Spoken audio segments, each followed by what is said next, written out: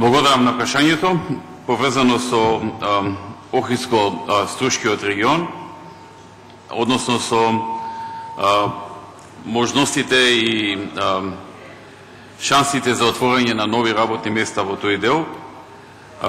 Беа споменати некои работи од пратеникот, како што е германската ОДВ Електрик и така натаму. Јас би го спомнал следното за покрупните оние заинтересирани компании.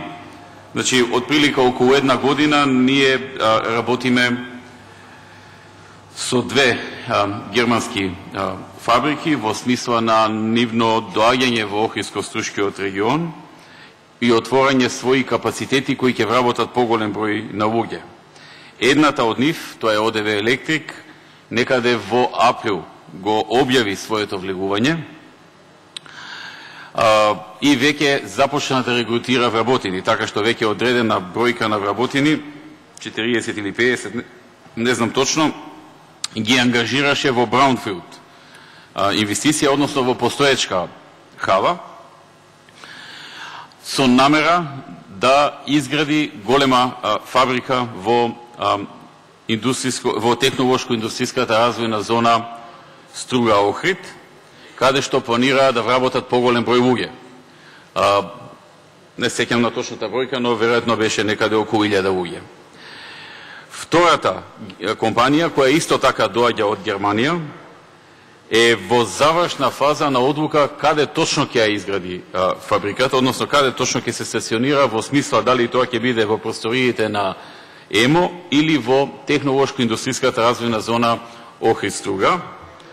Значи, нивниот председател на компанија минатата, односно оваа недела, се извинувам, предвадена беше кај мене, заедно со други министри, и ми кажа дека од прилика за околу 2 недели од сега би требало компанијата да ја донеси финалната одлука дали ќе се стационираат во просториите на ЕМО или пак во технолошко-индустријската развојна зона.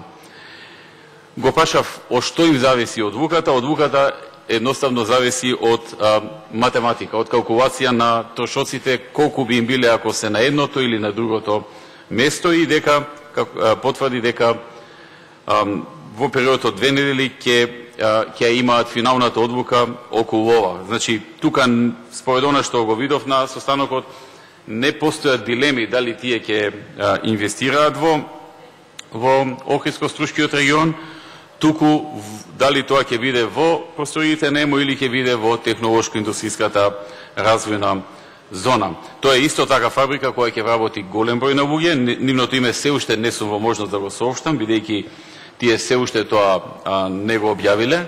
Ние секогаш го објавуваме името откако самата компанија ќе го објави, така што во моментот кога тие ќе го објават и ние ќе го користиме името на оваа германска компанија од секторот на делови за автомобилската индустрија. Покрај овие две големи фабрики, две големи компании кои што треба да вработат огромен број луѓе, постојат 3 други заинтересирани компании за преземање, купување на објекти од поранешен ЕМО. Едната е од Унгарија, втората е од соседна Бугарија и третата од соседна Србија, кои што пројавија интерес за инвестирање, купување на делови од ЕМО, вработување на луѓе во нив и почнување на нивно производство. Сите овие 3 се од областите кои што во минатото ги работеше поранешното ЕМО. Делумно се од делот на трансформатори правење, делумно од делот на далеководи и слично. И се надевам дека во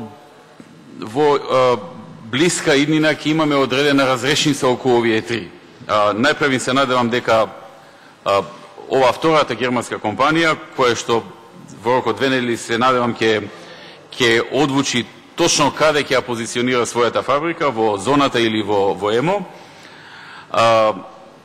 Значи, тука одговорот го очекувам најбрзо, а потоа, во наредните неколку месеци, се надевам дека и другите 3 компании кои пројавија интерес за делови од ЕМО и производство на работи кои што самиот ЕМО во минатото ги произведувал, дека и тие ќе се произнесат, односно ќе кажат конечно дали ќе инвестираат или не, односно дали ќе вработат во ги или не, бидејќи нашата крајна цел е отворање на нови работни места.